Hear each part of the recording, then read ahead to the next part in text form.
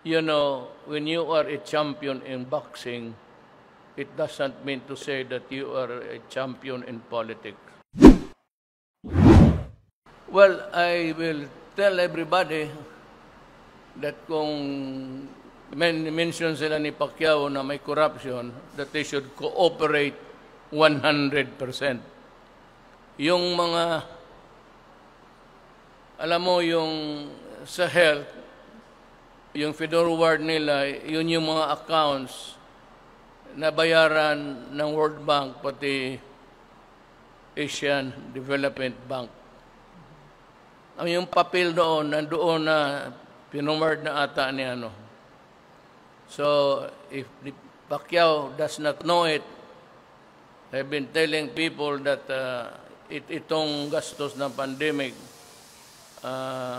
naghiram tayo ng pera sa World Bank, and kung may obligasyon tayo, all they have to do, yung mga creditors can go to the World Bank and claim their dues. Wala hong hinawakang pera. So, maghanap pa si Pacquiao ng iba. Siya yung may sabi may corruption, so it is his burden to identify the office, and failing to do it, failing to prove his case na may corruption,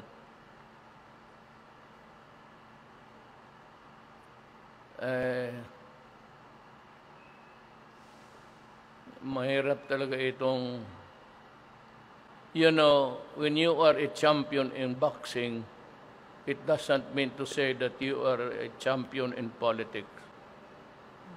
So he's blubbering his mouth, tapos na. I am waiting for result for the next department that he would choose to investigate. Pero imbestigahan niya ito, ha. Upuan niya ito. Upuan niya ito, mag-imbestiga siya, huwag siyang padaloy-daloy, at kung meron man siya ibang kompromiso, ata yata you know, he has a scheduled fight, but suddenly nag-back out. Probably he knows that he is too old for that. And failing in his boxing career, kung matalo siya, he's a gunner actually.